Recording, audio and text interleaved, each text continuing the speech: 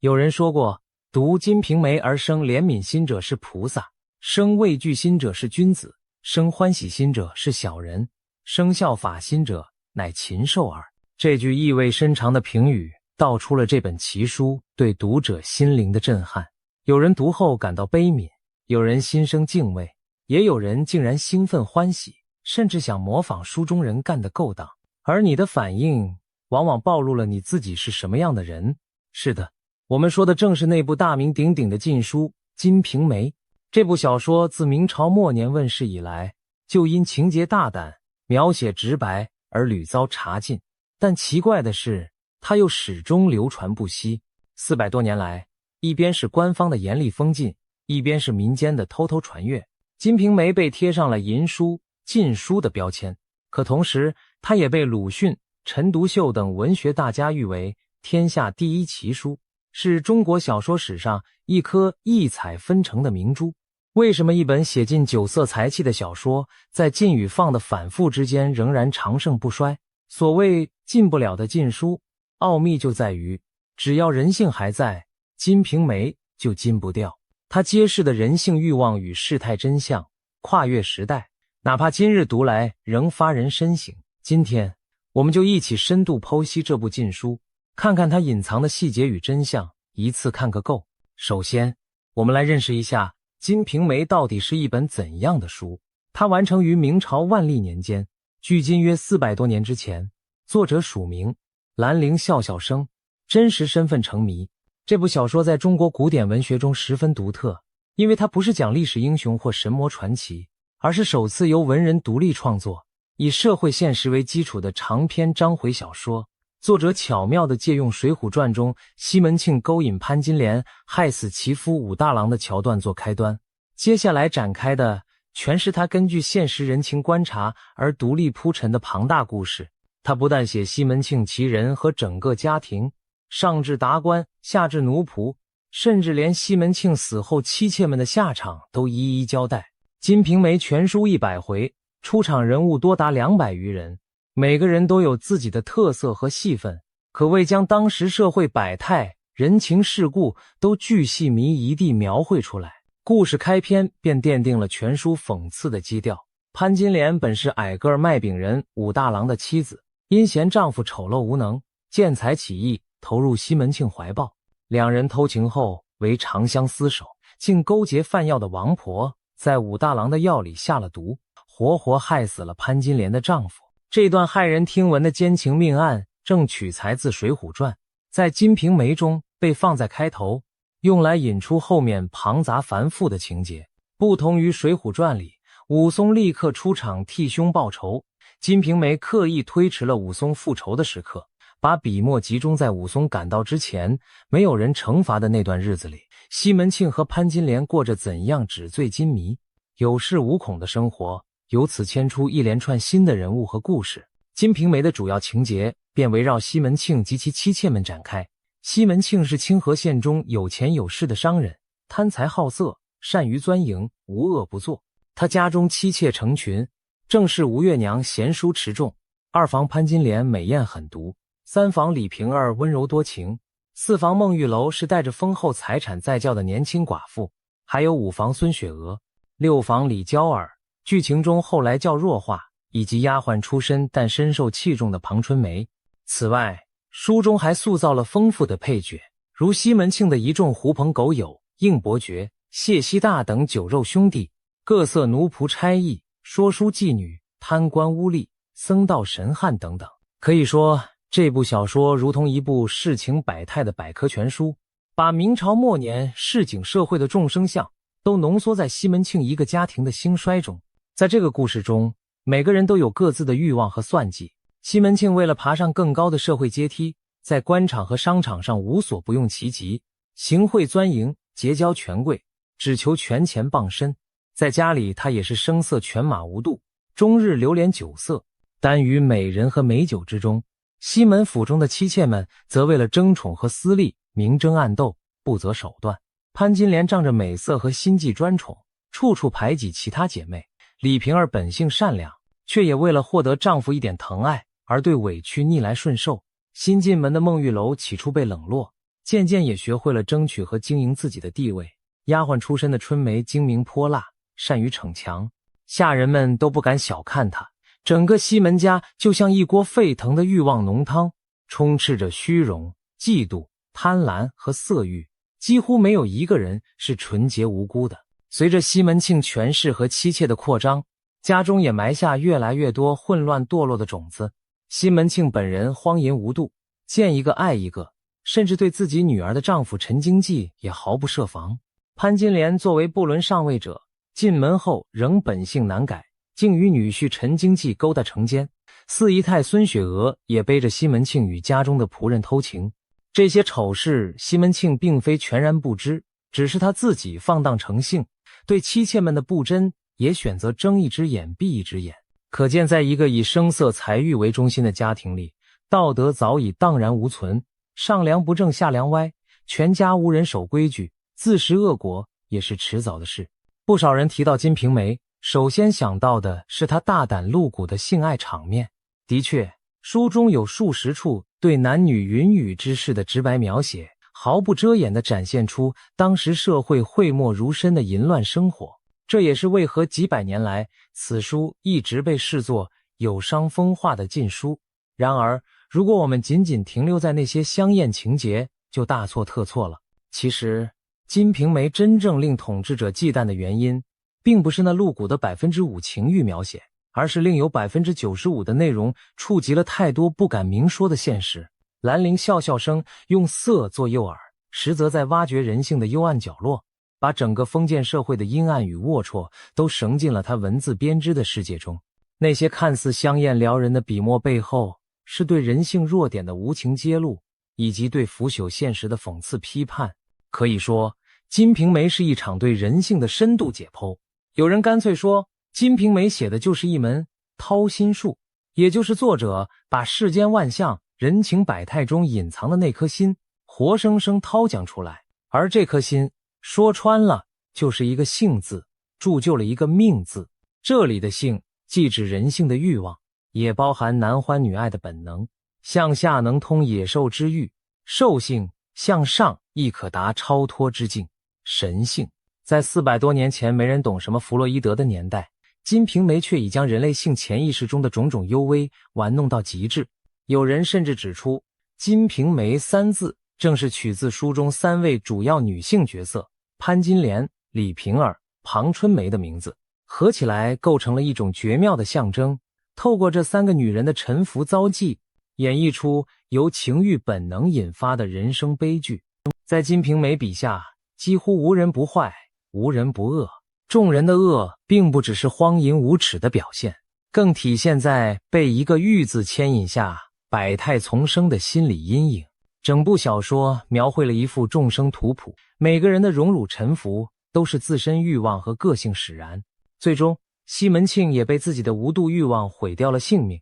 他貪戀女色，連吞壯陽春藥，結果在一次荒唐的歡愛狂歡後猝然斃命。西門慶一死，他一手縱容的家庭隨即分崩離析，潘金蓮失去了靠山，轉眼被吳月娘趕出家門，落入武松之手，慘遭處決。其他作惡多端者也無一善終，只有平日為人寬和、積點陰德的吳月娘幸存下來，帶着一個義子安度餘生。不難看出，作者用這樣的結局傳達出明確的因果觀：縱欲無度者，終將自取毀滅；反之，持心厚道者，方能有後福隨境。西門慶一家的故事看似紙醉金迷、極盡奢靡，實則從一開始就埋下了悲劇的種子。這場荒唐繁華的背後，隱藏着許多發人深省的人生規律。首先，談談金錢與婚姻的規則。西門慶這個人，納妾娶妻從來不是為了真愛，而多半是看重對方的姿色和財富。聽聞寡婦孟玉樓貌美又富有，他立刻被厚禮迎娶，唯恐錯失良機。而另一邊，與他幽會多次並奉上大筆財產的李瓶兒，卻遲遲沒被扶正。反倒是李瓶兒一再哀求，才得以嫁入西門家。可見在這種權色交易中，愛情從來不是重點，利益權衡才是核心。婚姻在很大程度上就是一場利益同盟，掌握經濟實力的一方就能說了算。相反，手头拮据、仰賴別人的一方只能低聲下氣。潘金蓮出身寒微，既沒正室吳月娘的地位，又不像李瓶儿那樣带來丰厚嫁妝。為了在豪门中活下去，她只能放下自尊，討好丈夫，處處爭寵取悅，甚至不惜使出陰狠毒辣的手段。李瓶兒正是愛得太滿，輸得太慘的例子。她未嫁先把身心和財帛都交給了西門慶，對方既占了人，又得了財，對正室迎娶她反而不上心。相反，那位矜持待嫁，帶着豐厚資財來投的孟玉樓，倒令西門慶趨之若鶩，風風光光娶進了門，付出越多，自己反而越被看低。太容易到手的東西，人們反而不会珍惜。这條殘酷的定律，古今皆然。再看府中那位伶牙俐齒、爭強好勝的丫鬟春梅，她年紀不大，脾氣卻極潑辣強勢，平日不主動惹事，但若有人敢冒犯欺負她，她立刻破口大罵，據理力爭。即便西門慶有偏頗不公之處，春梅也敢當面頂撞。偏偏西門慶欣賞她這股辣勁，常常好言相哄，讓春梅在家中的地位越發超然。其他下人見她不好惹，反而誰都巴結討好她。可見你越是不好欺負，別人才不敢欺負你。一味懦弱退讓，只會助長惡人得寸進尺。人性本就欺軟怕硬，該強硬時就得強硬。當然為人處事也要掌握分寸，剛柔並濟，才能長久立足。人性的妒忌也是一大暗線，例如潘金蓮自己也嘗到了被嫉妒的滋味。她曾背地裡撮合峭壁宋惠蓮與西門慶偷情，本想拉攏這姑娘作為盟友，不料宋惠蓮事成後不但不感恩，反而處處诋毀挖苦潘金蓮。在宋惠蓮看來，她與潘金蓮出身相仿，姿色相當，但命運卻差了10萬8千里，自己只能做下人，潘金蓮卻飛上枝頭當了主子。對那些遠比自己尊貴的吳月娘、李瓶兒們，宋惠蓮反而沒有怨言，她恨的偏偏是和自己差不多的人過得比自己好。這種心理在現實中也屢見不鮮。人們往往對高高在上的人物只崇敬仰望，卻見不得身邊條件相近者比自己強。不是在嫉妒中折磨自己，就是想方設法將對方拉下來，結果既傷人也害己。如果身邊有這樣的朋友，還是敬而遠之為妙。那麼善良在這樣一個勾心鬥角的環境中有沒有用呢？李瓶兒算是書中最善良厚道的女性，她嫁進西門家後，對上下人等都溫和寬厚，尤其對潘金蓮最好，不但常常送潘金蓮衣服首飾，對潘金蓮的母親也禮敬有加。可是當李瓶兒生下兒子，獨得西門寵愛之後，最嫉恨她的反而是潘金蓮。潘金蓮為了出氣爭寵，竟暗中下毒手害死了李瓶兒的幼子，導致李瓶兒傷心過度，抑鬱而終。這段令人不寒而栗的情節正說明，善良要有鋒芒，善心須有底線，並不是所有人都值得你以善相待。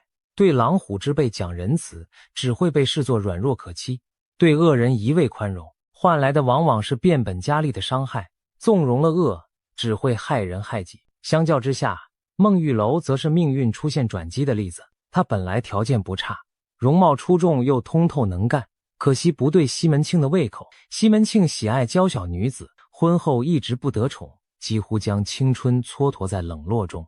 他原以為此生就此寂寞下去，不料西门慶死後，他反而等來了屬於自己的幸福。一位年輕風流的李衙內對他一見鍾情，不惜與父親翻臉，也要迎娶她為正妻。已近40歲的孟玉樓終於得到真心疼愛她的良人。由此可見，並非你不夠好，而是遇錯了人。與其在錯的人那裡痛苦沉淪，不如果斷止損，等待新的未来。只要自身足夠出色，那遲來的幸福也許會姍姍來遲，但終不會缺席。再看看西門慶的朋友圈，隨着他步步高升，身邊的酒肉朋友換了一茬又一茬，真正不離不棄的其實只有一個八面玲瓏的英伯爵。因為他太懂西門慶的心思，什麼時候該捧場逢迎，什麼時候該排憂解難，他拿捏得恰到好處。西門慶需要人手時，英伯爵也總能馬上湊上來引薦。正因為英伯爵對西門慶有用，西門慶也一直高看他，給他不少撈好處的機會。其實人這一生，除了極少數摯友，大多數交情都是利益結合。所謂人脈，多半只是利益的連結，只要你有價值，就有人願意靠近你。但是這樣的交情並非出於真心，一旦利益耗盡，情分也就烟消雲散。所以我們一方面要提升自己的本事，讓自己成為对別人有用的人，以此建立廣泛的人脈。另一方面，也要看清哪些所謂朋友只是逢場作戲，別傻到拿真心去換絕情。還有一件小事也能窺見西門慶對待妻妾的態度。有一年冬天，府裡按慣例要給各房太太分發過冬的皮襖，西門慶把最貴重華麗的一件留給了潘金蓮，次好的賞給孟玉樓，剩下舊的才分給其他妾室。3件皮襖的等級恰恰對應當時3位妻妾在他心中的受寵次序。金錢買不來真愛，但一個人願不願意為你花錢，往往能衡量他對你的情谊深淺。真正在乎你的人，一定会在能力範圍內給你最好的。反之，口口聲声說愛你卻捨不得為你花錢的人，在很多時候只是不想為你花錢而已。終於，西門慶一家積蓄已久的矛盾迎來總爆發。有一次，西門慶家裡因流言引起內訌，潘金蓮與吳月娘這對積怨頗深的嫂嫂妯娌終於撕破臉皮，大吵了一場。潘金蓮仗着西門慶在世時對她寵愛有加，一時口舌之快，當面羞辱了大婦吳月娘。豈料不久之後，西門慶暴病身亡，整個家業的掌控權落到吳月娘手上。他立刻將潘金蓮休棄並賣出家門。失去庇護的潘金蓮很快被武松尋獲，為當年毒殺親夫的惡行付出了慘痛代價，被武松當場處決。一時逞凶逞能，最後賠上性命，令人不勝唏噓。古語云：病從口入，禍從口出。當面惡語傷人容易結怨，背後挑撥是非更會種下禍根。一句話可能結下一個仇敵，一段流言更可能引發無法彌補的悲劇。等到報應來臨，方知追悔莫及。西門慶一死，他苦心經營的那張關係網頃刻瓦解。我們看到曾經巴結奉承的所謂朋友，忠心可靠的下屬，一夜之間全變了嘴臉。外頭有人拖欠着西门家的貨款遲遲不還，家裡有夥計趁機監守自盜，甚至一位受過西門恩惠的貪官也妄圖趁亂侵占他遺留下的財產。人還是那些人，但對待孤兒寡婦的嘴臉截然不同。只因昔日呼風喚雨的西門慶不在了，留下的只是無力自保的一群弱者。所謂人走茶涼，樹倒猢猻散，世態炎涼莫過於此。身處這種虎狼環飼的險境，抱怨現實黑暗沒有用，委屈也感動不了豺狼，唯有咬緊牙關熬過低谷，設法讓自己重新強大起來，才能重建保護自己的屏障。正如有人感嘆的，你弱的時候身邊都是敵人，強的時候身邊都是朋友。西门家從繁盛到崩溃的變故，正是這句話的生動寫照。所幸因果並非不講情理，西門家在最危急時刻得到了一個出人意料的援手，曾經的小丫鬟春梅。此時的春梅已離開西門府，嫁給一位武官，成了守備夫人。吳月娘走投無路，只得放下身段去求春梅搭救。春梅念及往日情分，便讓丈夫出面干預，救下了幾近絕境的西門家。俗話說，留得青山在，不怕沒柴燒。也說為人處事留一線，日後好相見。誰也不能永遠高高在上，也沒有誰會一直卑賤到底。也許你今日的屬下，來日就會變成你的貴人。做人做事留3分餘地，廣結善緣。關鍵時刻或許真有福報降臨。吳月娘平日待春梅不算苛刻無情，終於在大廈傾頹之時換來了春梅施以援手。這正是善惡終有報的縮影。《金瓶梅》寫到最後，所有惡人都迎來淒涼的結局，殺人的終被人殺，貪婪的最後一無所有，而唯有寬厚待人的吳月娘與她撫養的義子相依為命，從此安穩度日。這與其說是神鬼報應，不如說是人品決定命運。心存惡念者不斷作惡，早晚害了自己；常懷善念並知足惜福者，最終會擁有圓滿的人生。小說表面上寫的是男盜女娼、爾虞我詐的荒誕故事，實際字裡行間闡述的都是亘古不變的因果規律。人性的貪欲與放縱最終引爆悲劇，而人善與克制才能保全自身。在文學史上，《金瓶梅》的出現具有里程碑式的意義。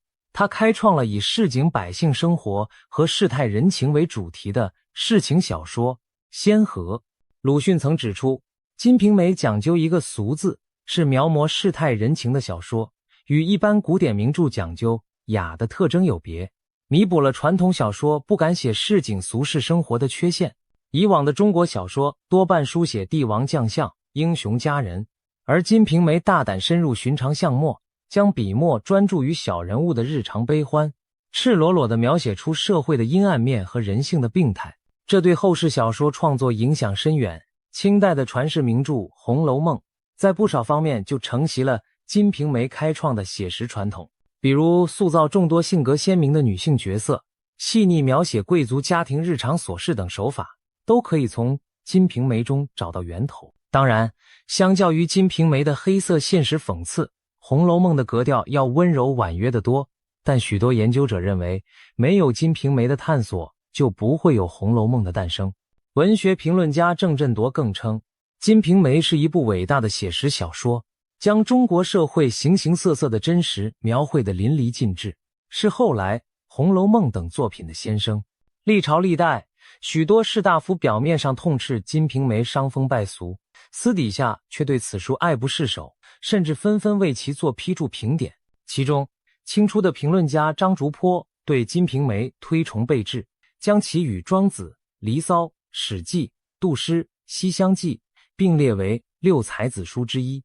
張竹坡細讀此書後感嘆，作者真乃胸懷菩薩心腸之人，以佛家物色入空的觀念寫盡繁華背後的虛空，勸世人看破色欲陷阱，用意極深。他說，讀此書而以為淫者、穢者、無目者也，意思是說，把《金瓶梅》看成淫穢小說的人，簡直是瞎了眼。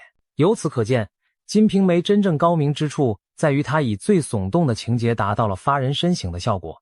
表面寫淫，其實是在借淫諷世，苦口婆心。進入現代社會，《金瓶梅》終於摘下了禁書的帽子，漸漸受到正面評價和深入研究。上世紀50年代，毛澤東曾親自倡議研究《金瓶梅》，指出這本書細緻揭露了封建社會經濟生活的矛盾，堪稱研究古代社會的重要參考。他甚至稱《金瓶梅》是《紅樓夢》的老祖宗，認為此書不可不看。隨着學術界對《金瓶梅》的重新發掘和評價提升，圍繞此書形成了專門的金瓶梅學。中外學者從歷史、社會、倫理、性別、心理等角度對其進行了全方位研究。《金瓶梅》如今已不再被當作禁忌的黃色讀物，而是被視為一部對中國文化和人性有深刻洞察力的文學經典。難怪有人說，《金瓶梅》才是真正寫透人性的小說。它毫不留情地展現出人心幽暗與欲望深淵，幾乎沒有美化粉飾的成分。如果說《紅樓夢》更像華麗淒美的愛情傳奇，那麼《金瓶梅》就是寫實而殘酷的人生寓言。人性從來不是非黑即白，現實世界也充滿灰色地帶。《金瓶梅》超越了它所處的年代，刻畫出許多不受時代局限的人性圖景。時至今日，我們依然能從中看到社會和人心的某種縮影。合上這本書，我們不妨回味開頭的那句評語：讀此書生憐憫心者是菩薩，生畏懼心者是君子，生歡喜心者是小人，生效法心者乃禽獸。蘭陵笑笑生其實早在字裡行間告訴我們，他寫這本小說的用意，絕不是要讀者跟着書中人一起淫亂狂歡，相反，是希望我們讀罷產生警惕和畏懼之心，引以為戒。如果看完《金瓶梅》，你感受到更多的是畏懼和悲憫，那正合作者本意，畏懼人性之險惡，悲憫世態之炎涼。有了這份清醒和警覺，我們在現實生活中或許就能少一些天真的幻想，多一分理性的防範。或許這正是《金瓶梅》帶給世人的最大價值，它迫使我們直視自身的慾望與弱點，如同一面鏡子照見人性的真相。也因此，哪怕它曾經千百次被打入冷宮，在現實中一再查禁，但只要人性依舊，《金瓶梅》就不可能真正從人們的視野中消失。時代在變，科技在進步，人性深處的欲海卻亘古不變。《金瓶梅》隱藏在字裡行間的諸多細節和人生規律，直到今天仍不斷在我們的社會中上演。這部禁不了的禁書，值得我們一讀再讀，從中照見幽微的人心，亦照見真實的自己。